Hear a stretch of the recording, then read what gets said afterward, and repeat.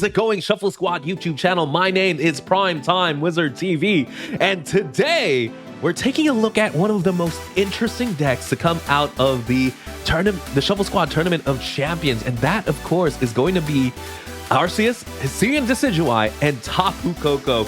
Yes, quite a hodgepodge of a deck there, but definitely saw some success in the Tournament of Champions. This was, of course, piloted by Travis Beckwith, who made top 4 at this specific tournament. Again, this was a tournament with some of the best players in the game, and boy, what a surprising deck it was. Again, it's no surprise, right? One of the most flexible cards in the format in Arceus, finding a couple of niche partners.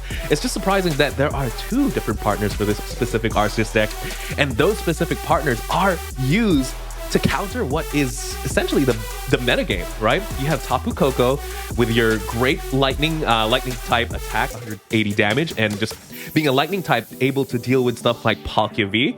And paralysis could come in handy with anything you can't necessarily one-shot, as well as Hisuian Decidueye VSTAR. Very interesting card. Again, this is mainly used just because it's fighting. You can hit Arceus VSTAR for weakness, and that's always good. And if you have good matchups against Arceus VSTAR and Palkia VSTAR, essentially the best decks in format, I think you're going to have a good time. We can talk about the cards more in the deck list, but before that, of course, if you like what you see, don't forget to like, subscribe, and hit the notification bell to get notified when new videos do come out. All right, let's go to the deck list. All right, and this is the deck list we're bringing here today, and of course we have to start with the star of the deck. Well, there are multiple stars of the deck, but Arceus VSTAR, one of the most powerful cards in the format. We all know what it does. Trinity Nova, 200 damage, attach up to 3 basic energy to your Pokemon V in any way you like. This is a great attack, of course, specifically in this deck too, because we're playing multiple kinds of basic energy, and just being able to search it out and attach them the way we want to is great for sure. It's Starbirth, the most powerful or most consistent V-Star power in the game. Is able to search for any 2 cards. Great consistency factor there. Our support Pokemon is going to be Bibrel with the Industrious Incisor, just allowing you to draw up to 5. Great late game, great rock stand protection for sure. And now with our other attackers in the game, we have to talk about the Hisuian Decidueye, but we're going to start with the V, because the V actually really matters in the current metagame. We have Mountain Hunt, just able to search for 2 cards. Not too bad, not too bad in a pinch, but not why we're using this.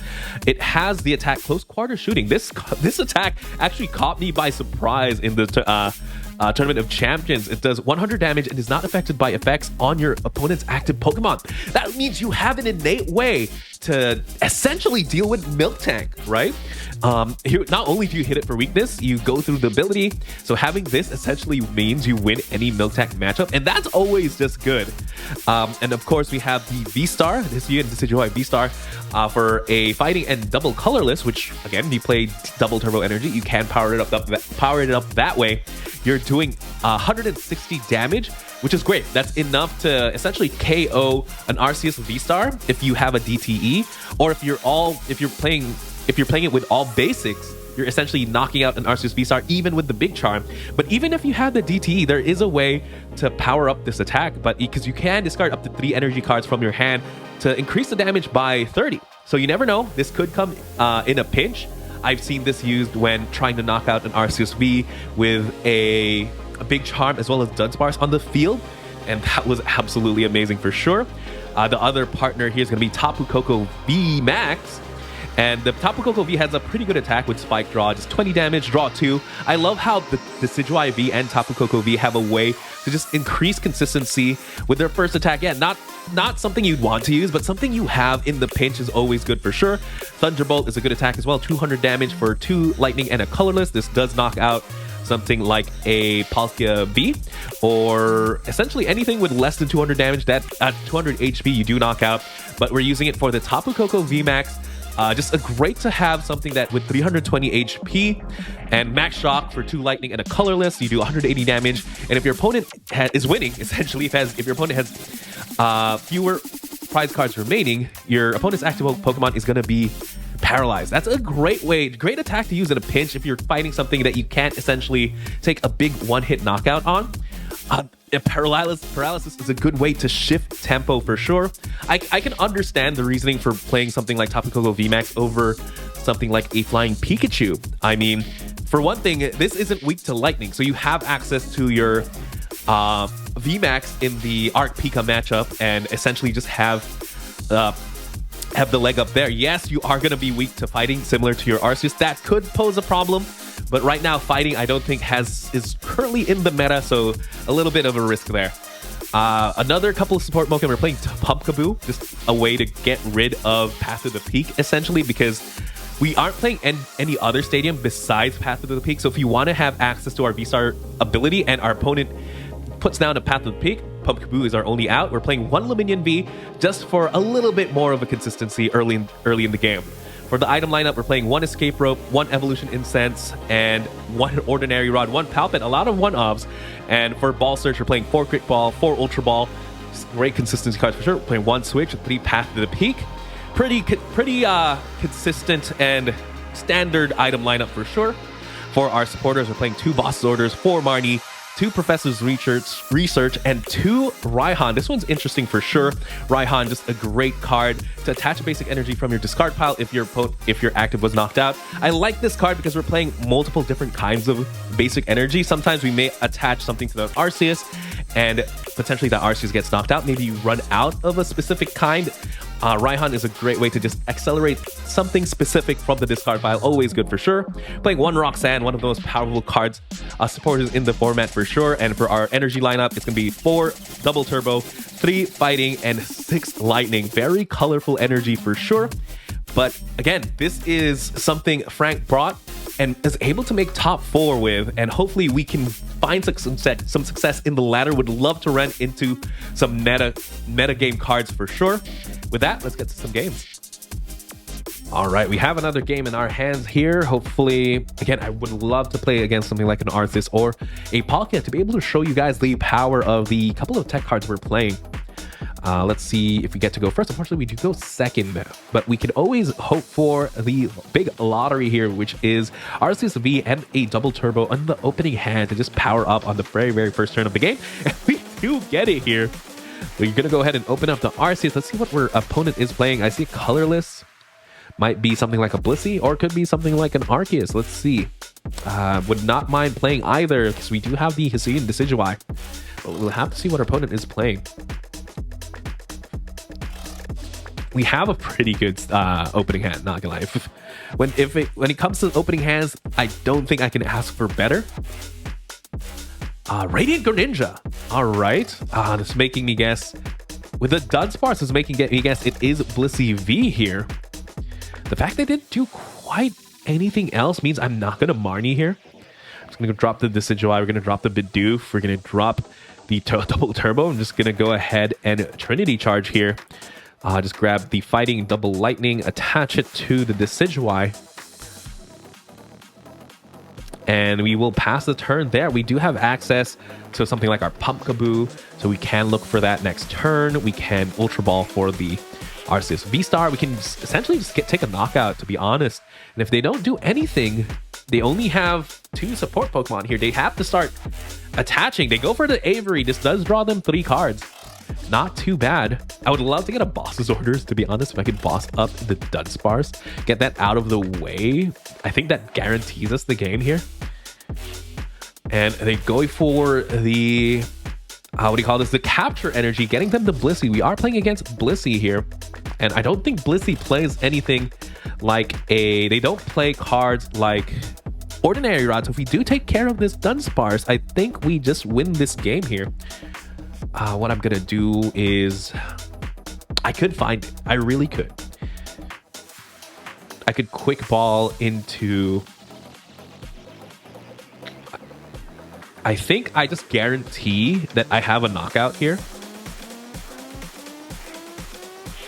We'll grab the Arceus VSTAR.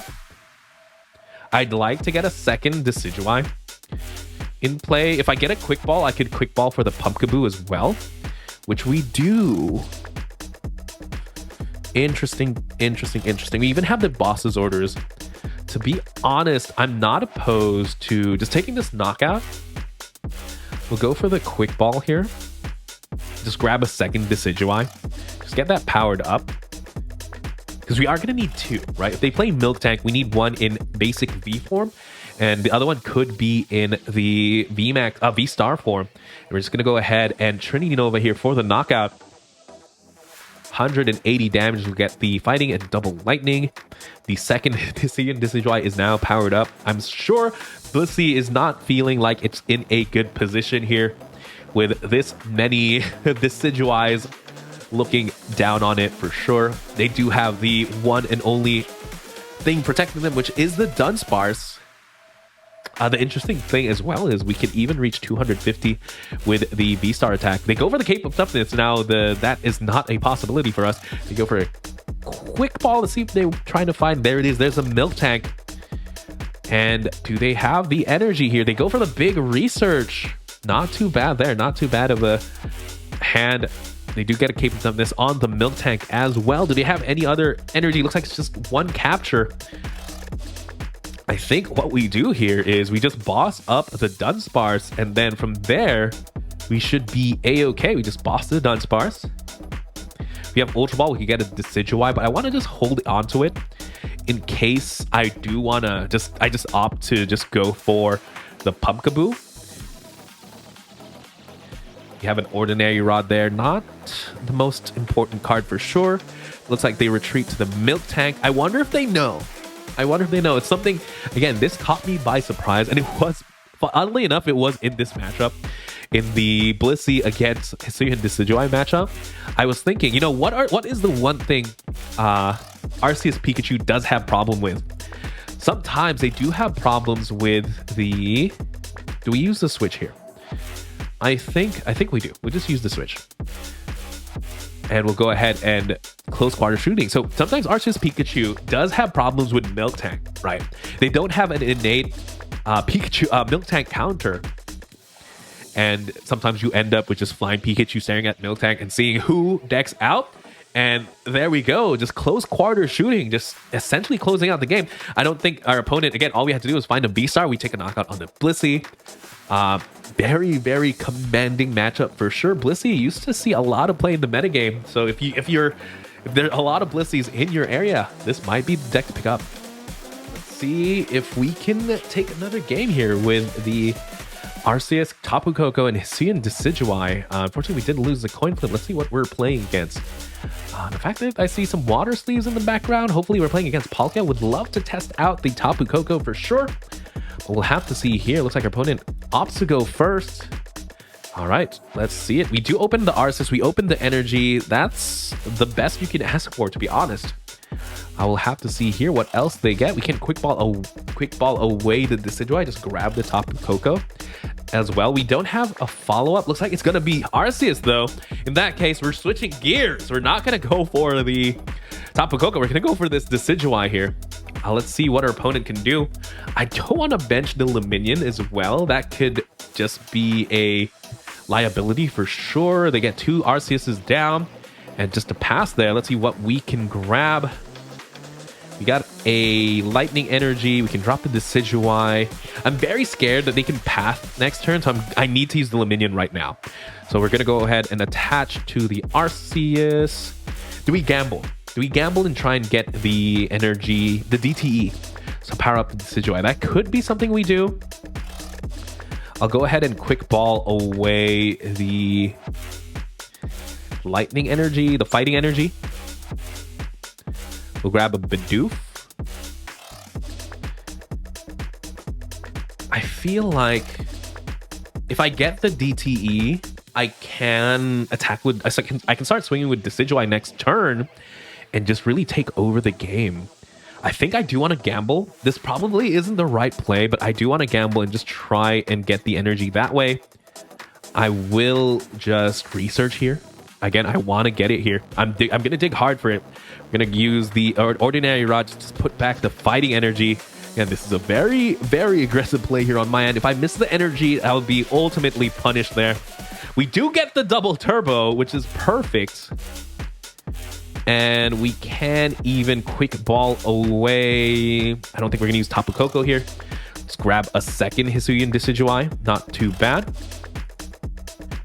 And this way, we can go ahead and Trinity Charge here. Just attach a Fighting to Lightning. We'll attach it everything here to the Hisuian Decidueye, and the Hisuian Decidueye is ready now to, well, we still need the V-Star. But after that, we should be ready to start taking knockouts on Arceus V if they aren't playing Dunsparce. If they are playing Dunsparce, things get a lot more complicated here. But Arceus, some Arceus decks don't necessarily play it. They go for the Leon. Do they have the V-Star? No, they're just going to go for the Power Edge here. 170 damage. Leon is a very interesting play there. They definitely would have taken the knockout, and we just steal a game. Again, unfortunately, our opponent there couldn't quite set up, and just definitely very scared of the Hisuian Decidueye. All right, we have a game on our hands. Let's see if we can go first. Let's see what we're playing against as well. Again, this is a deck that likes to go first, just like every other standard deck in the format. And luckily, we do get to go first. That means we are the first one who can potentially evolve into an Arceus, which is always good. Looks like we open not the best, but this should be okay, depending on our couple of our top decks. We open with Tapu Koko, always a good starter just because it does have free retreat. Looks like can't quite tell what we're playing against just yet. But we do see a Manaphy. I think here we do get the little minion, which is a great way to get unstuck for sure. I think I'm just going to go ahead and quick ball away the Pumpkaboo potentially. And we'll just go ahead and grab ourselves an Arceus V. And it's always good to just see the Arceus V attachment. And you know what? With the Manaphy, this could be a single prize deck. Maybe even Palkia. So I think I'm just going to go ahead and end there. Yes, I may lose my Hisuian Decidueye VSTAR. If we're playing against Arceus, we definitely get punished that way. Looks like our opponent here is just playing Trekking Shoes. Again, I just made the call. We're not up against Arceus. I feel like this may be a turbo variant. Looks like we see a Magma Basin. Okay, not quite sure what we're up against, but we don't have a water type attacker. That means we're not hitting for weakness here. We do see Crobat. That is good. That could be 2 prizes late in the game for sure. They go for Dark Asset, just drawing up to 6 cards. Bibrel, again, so many support cards. Not quite sure yet what we're playing against. Radiant Heatran is a card for sure. This is a very powerful a Radiant card where with the attack Radiant Blast, it does 70 damage for each damage counter on this Pokemon. They could use the Magma Basin to attach a fire from the discard pile. And with that, I am actually not sure what we have to do here. They didn't play a supporter. That means I'm not going to play something like a Marnie. I'm going to go ahead and use the Luminion here. I think I'm just going to go for a big research. Unfortunately, we will lose a couple of Path to the Peaks, but I think that should be okay. Let's go ahead and do just that. We get everything we could possibly need here. So we're just going to go ahead and Ultra Ball the Ultra Ball and the Fighting Energy. Just grab ourselves the Arceus VSTAR. Go ahead and attach that. We even got the double turbo. We have the attack here. We even get rid of their Manaphy that is their acting like a pivot right now. We use the Starbirth because I do want to get a Bidoof as well as we get a Bidoof. I think I just want to get 2 basic Pokemon. Looks like the other Arceus is prize there. That could be concerning for sure, but I think it's still okay because we are going to take a prize that we just grab the other Arceus anyway. Just play this down. We'll play this. We'll retreat the Tapu Koko. We won't evolve it just yet because it can still act as a pivot. Just attack here. Again, Trinity Nova, allowing us to attach multiple energies here. Let's grab 3 lightning. I'll attach 2. I'll attach them all to Tapu Koko just in case. And we're just going to pass the turn. It's up to our opponent. Again, Radiant Heatran. Oh, we did get the Arceus VSTAR just as we planned. They decide to promote the Crobat here. Let's see what else they're playing. I feel like this is a deck with a lot of surprises just because I haven't seen too many fire decks in the format for sure. With Palkia running around, it's just very scary to be a fire Pokemon right now. Looks like it's going to be Entei V. Entei V. Similar to the Suicune V, it just does Blizzard Rondo 20 damage plus 20 more for each each bench Pokemon. We did bench quite a bit here, so that could be concerning. If they have an energy attachment as well as a pivot, they do have an attack with their Entei here. They decide to attach a Cape of Toughness onto the Crobat, which is actually problematic because now we actually don't have the knockout on it, which is unfortunate. We'll go ahead and evolve here to Tapu Koko. Quite a few evolutions we have to do here. And evolve to Arceus. This is concerning because, again, we're a counter meta deck. So when we're not playing against the meta, it could get tricky here for sure. We don't even take a knockout on the Crobat, which is a little bit concerning. We can go ahead and quick ball here. Something we might want to do now actually is go for the Decidueye V. Decidueye V has a damage cap of around 250, which is pretty close to this. Or if I had a Decidueye V, if I set up a Decidueye V earlier, we would take a knockout on this Crobat. I don't feel like benching another Pokemon, but I don't think they can hit 280 anyway.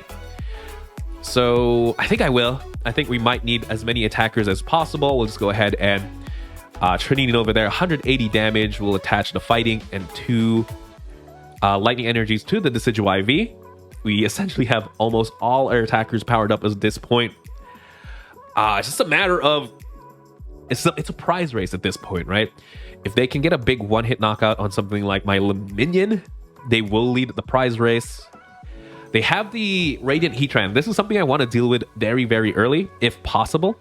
Looks like they had Marnie, but they opt to just Ultra Ball there for another Bidoof. Not too bad, because they can draw 5 cards using the Bibarel anyway. That's kind of like a Marnie, except they don't refresh my hand. Maybe they're looking for something like a Boss's Orders here. Maybe Boss the Hisuian Decidueye before it evolves. That could be good for sure. They attach the Crobat here. They do retreat. They get an extra card off Blizzard Rondo, which is very interesting.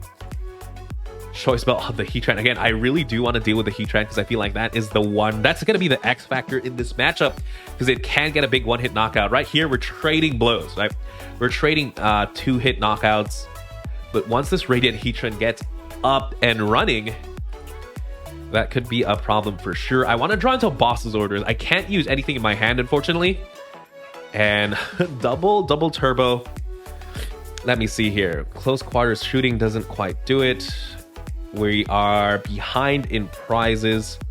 We're ahead in prizes, so Tapu Koko doesn't quite do it. If we're playing something like Flying Pikachu here, we actually just completely win this matchup. Because it looks like they aren't playing any evolution Pokemon. I think here we just have to make it as hard as possible for them to take the prizes, right? If they want to take a knockout on this Arceus, they're going to have to boss it. So we're just going to go ahead and Trinity Nova here for 180 damage. And I don't think either of us are playing healing cards. That's the one weird thing about this Arceus deck is we aren't playing something like a Sharon's Care, right? Sharon's Care, we would have definitely wanted to use it that turn. Just pick up Arceus and essentially reset it, go into a different one, try and repower it up. But this way, we're just... That 220 damage is going to stick there. They put a Choice Belt there on the Entei V. How much is this doing now? This is going to be concerning for sure. The nice thing, though, is this Entei has 3 retreat costs. It's kind of heavy. It's something they can't necessarily retreat, but they do have double Bibarel, so they have access to a couple of draws for sure. Let's see what again. Again, our hand is a little bit stuck. We can't afford to lose anything in this hand. I'd like to discard the Raihans potentially, but the most important card in this hand is probably the Palpad here. Just to have access to... Ooh, they Marnie us, which is great. Again, our hand was a little bit stuck. We couldn't use Industrious Incisors there. And looks like they might be going for the Radiant Heatran this turn, which wouldn't be a bad play. It looks like they are going to get it. All right. If they get... Let's see here. 4 damage counters. Looks like they are going to the Entei V instead, which is interesting. Maybe trying to draw one more card. Maybe they have a switch in hand. Do they have another fire energy? They don't. Maybe that's what they're looking for here. A way to discard a fire energy. Because with 4 damage counters, you're doing 280, which is enough. We have to deal with this right here, right now. There's the switch here, but it is a switch to this Entei. excuse me.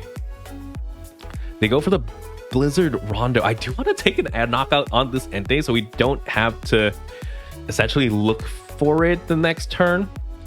This way we are ahead, kind of. We almost have our prizing all mapped out, right? The only problem is this Entei V here. This is the only problem. Like, we have our prizing mapped out. I'm gonna take a knockout on this Entei. I'm gonna take a knockout on the Radiant Heatran, take a knockout on the Crobat, and then yeah, it's gonna be Entei, Heatran, Crobat, right? Oh yeah, no, I think that is exactly what we're gonna do here. That means I don't really need anything else. I'll draw one. I want to keep the boss in hand for sure. Escape Rope is great. I'm just gonna go ahead and give them the Arceus V here.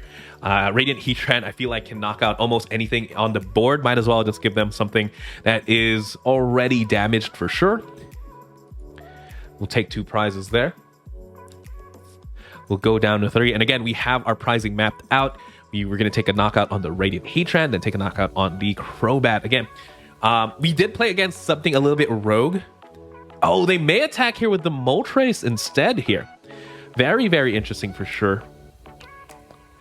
They attack with the if they attack with the Moltres, I still think we win as long as they don't disrupt their hand. So I'd like to use start using these quick balls, get them out of the hand for sure. We'll go into the Tapu Koko here. And we'll start discarding cards from the hand, to be honest. Like stuff I don't want to see. We'll quick ball away the Marnie. Just grab ourselves. We could grab another Bidoof. That's always good to just have on the bench. And we'll Ultra Ball away the Marnie and the Rod. And we'll just draw 3 here. Again, we do already have it in hand. That's why we're doing this. Just trying to make ourselves a Marnie or Roxanne proof for sure. We'll use this here. We'll just grab the Bibrel. In case they Marnie, this goes to the bottom. Unfortunately, both our boss's orders will also go to the bottom. We'll go ahead and max shock here for the knockout. If we played something like a Tool Scrapper, we actually had game there. But again, we played something a little bit off meta. But it just goes to show the power of this deck, right? We are still an Arceus deck. We are still a meta deck. We are very, very consistent. We hit first, and that is enough to essentially win the game, I think, in this type of matchup, this type of slog, when you're really depending on 2 prizes to just hit each other for 2-hit knockouts. And yeah, we'll have to see here. They do 40. Is this a knockout? I think they might be short here. Tapu Koko has 320 HP. I believe this is 310. They go for the boss's orders, taking knockout there on my Decidueye. Again, just a big reason why sometimes playing a big VMAX is always good. Yes, it gives away 3 prizes, but sometimes they live that very, very crucial turn. Forcing my opponent there to go for the boss's orders for the knockout essentially means we kept our hand. We have the boss then to just take a knockout on the Crobat and take a win with the game. Not too bad there. And that was Arceus, Tapu Koko, and Hisuian Decidueye. Quite the hodgepodge of a deck for sure, but I think we got to showcase the power of this anti-meta, but still meta deck, you know?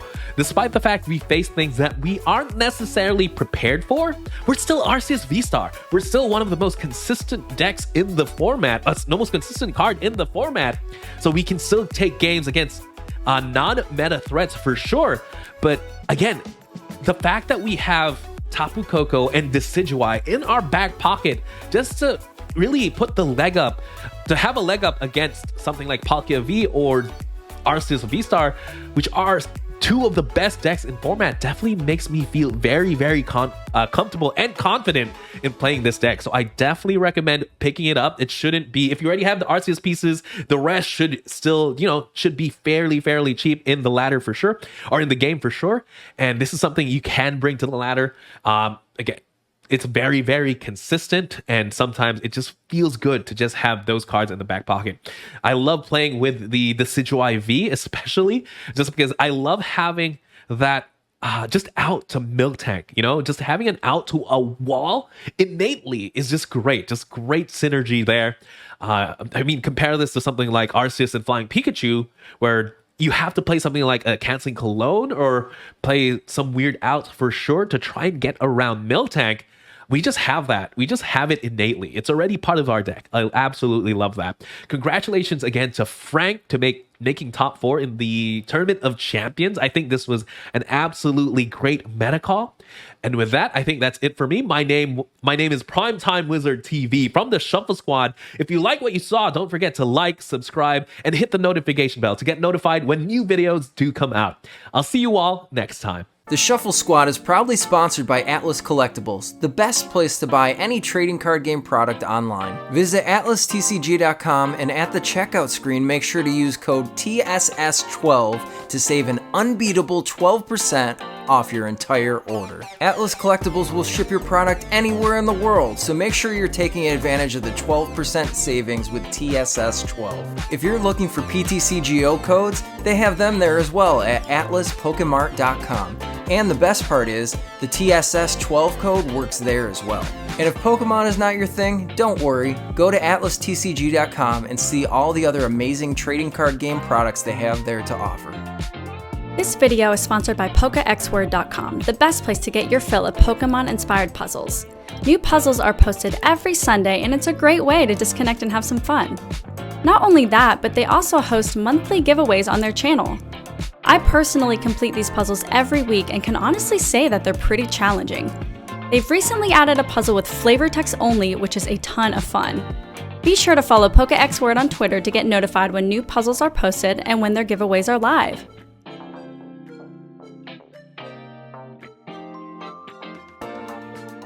Check out the Late Night Series Season 6, brought to you by myself, Zach Lesage, and the Shuffle Squad. We're going to be running a bunch of sick events for the Pokemon community, and they start on August 30th. So one thing you might be noticing here is that there's an EU time and an NA time. We have one at 12 p.m. Eastern, which works out to about 5 p.m. in London. And then we have one at 7 p.m. Eastern, which should help out a lot of players on the West Coast play in this event. That being said, we still have a lot of cool things going on. Expect similar prizing that we've had for other Late Night Series events. Expect better staffing, expect better tournament experiences, and of course we do have a stream going up for this season as well, and I will be streaming the event on Twitch. That being said, we have the whole season up on the Play Limitless website. Late Night 51 all the way through 70 runs until we hit the Invitational on November 5th.